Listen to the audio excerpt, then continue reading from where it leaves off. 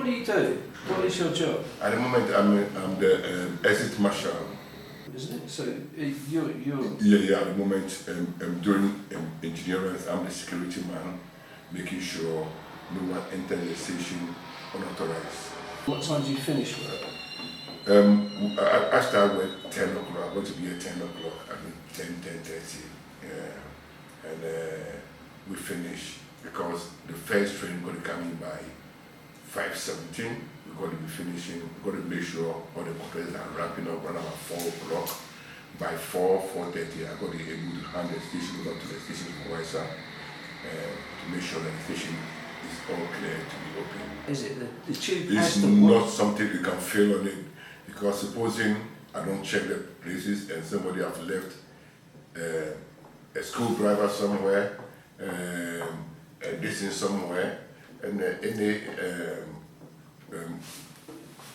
commuter finds it and uses it against somebody, that would be a very, very, very, very serious case against us. So it's something that you can't fail on. You've got to be very, very on the ball. And you've got to make sure the station is all clear of all, even if the cleaners have left a mop or anything, you've got to make sure they are all out of the way for the station to be open. Yeah. And okay, so it should be secure to be open. sure. Yeah. Focus on that. Yeah. So I mean, if something does go wrong that stops the station opening, or trains have to run straight through or something, does all hell break loose? Does the management descend on it? I tell you, that one, supposing you are going to work and you've got to leave here by this and your train is delayed and all them this and that one, there got to be a whole lot of things that comes up. The management got to know why, what happened and everything, and there's a lot of implications on it. So do or not? I've got a family.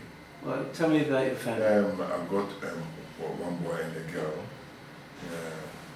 And the girl is in, the boy has finished uni anyway, and the girl is in year 10 now. Yeah, so we're going to write his GCSE next year.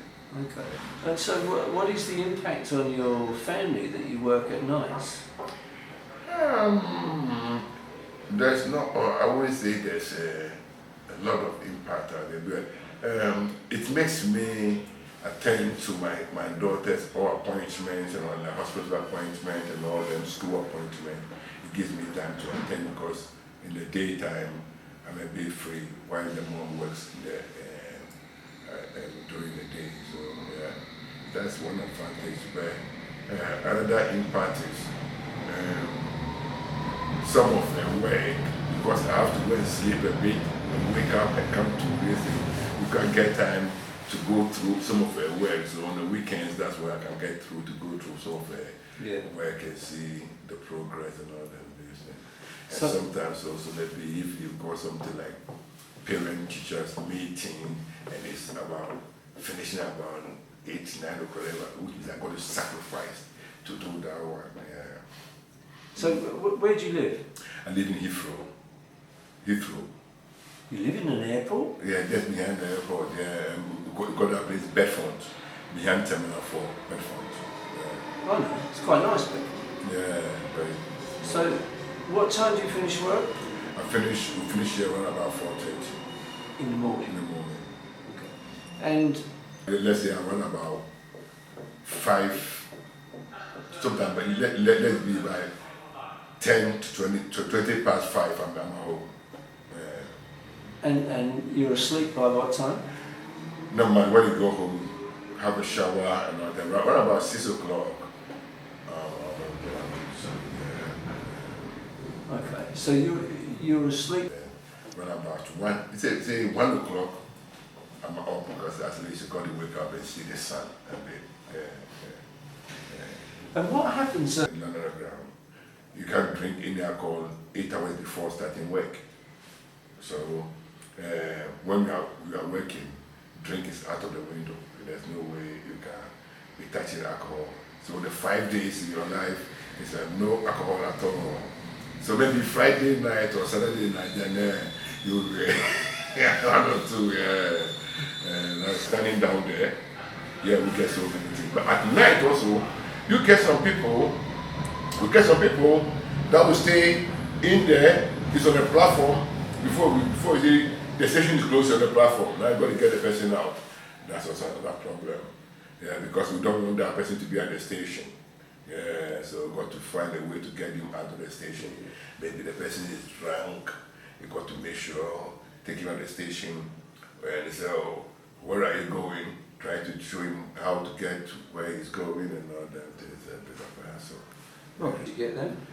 Suicides, yeah, we get them. People who commit suicide. So the line has cut off for them to retrieve the body and all that. These things. People jump on the lines as well. So we've seen. And that is believed we start at 10 o'clock, 10 till around 4:30 in the morning. If it goes wrong, what do you do? Well, we plan our work meticulously. Obviously, the worst case scenario we could do really is delay the passenger service. So all our work in a normal engineering service, we've got two periods of work what we sort of work in, or we call it engineering hours. People normally speak about engineering hours when they speak about the underground. Basically, engineering hours is the period after the last passenger train has run. Okay, and that's normally around 1 AM up to around 4:30 in the morning.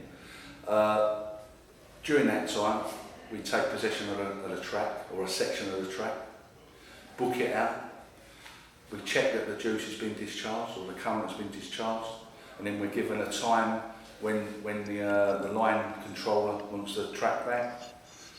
We get a watershed period of about 20 minutes, and then we clear the track by that time. We make a phone call back to the TAC, track access controller, tell him we're clear of the track, and then 20 minutes after that, the published time, the track will be energised.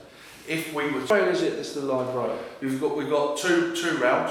Overall, it's about 630 volts running through the system. The two running rails, which is obviously the width of the gauge of the train, which the trains run on. The centre rail is called the negative rail. That's slightly higher than the two running rails, and then the outside rail is the live rail, the conductor rail. Would that kill me if I touched it? It would kill you. It would kill you. Yeah, it wouldn't do you too much good, to be honest with you. You probably might. Life, right? The business of working at night. How does it impact upon your Well, personal? it's a lifestyle choice.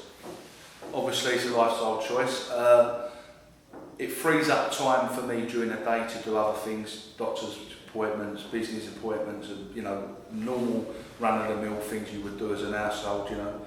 So that's good. Socially, it's not very good. In respect, personally, I'm not a heavy drinker anyway. And the business doesn't allow us to drink. We've got zero tolerance really of drugs and alcohol, especially during a working week. Or in the run up to the shift. You're not allowed any consumption of alcohol in the 8 hours up to a working shift. So I'm not so it doesn't affect me anyway, so it doesn't bother me. My wife works full time as well, so so it's just one of those things. It suits my lifestyle, to be honest with you. Sleep, what time? I'll probably go to bed about 9 AM in the morning. Yeah, because by that time my wife's getting up for work. I'll take her to the station and so forth and so on. So, Full-time job, isn't it? Yeah, it is, but it's a lifestyle chase. We're paid well, so I can't really grumble. That's one of the choices we come onto the underground or onto the railway. The money's good. The works, it's plenty of work for us. And that's really, it's a lifestyle choice. As I say, it doesn't suit everyone. I've been on the underground for 10 years now, almost 10 years next January, February. Again, it was a lifestyle choice. I'm big construction. There's loads and loads of stuff what goes on at night. There's thousands of men work on the underground at night doing different projects. But as I say, we're on stage. Something really mad. Not really, but you hear stories about the so-called ghosts and the hauntings on the underground. I'm head of a family. I've got 5 children, 4 girls. 5 children? 4 girls and a boy. Yeah, the kids not a problem. It's the mums, different mums. 4 different baby mothers. How many? Well, the attraction originally was the because you do engineering hours, which would have been 12 till 3:30, 4 o'clock. But they're trying to extend that a little bit more and a little bit more. And then with the talk of the trains running 24 hours, then they'll have no reason to have engineering hours. And in some cases they're putting up blue hoardings in the areas, so it makes it more accessible, so you end up working more hours. But yeah, it's not for everyone working nights, but for myself, yeah, it suits. Which is more beneficial, you know, like in the summertime, get home, if you want to get up and see the day and enjoy the weather, you can. Winter time, if you don't want to get up because it's cold outside, pull the quilt over and go back to sleep. So for example, we were at Liverpool Street and we had to get there a bit earlier, so we're seeing all the people come up from Essex, all nicely done up and that before their night out, but then we're still there after the night out when everything's all a bit skew with. Yeah, stuff like that I suppose really.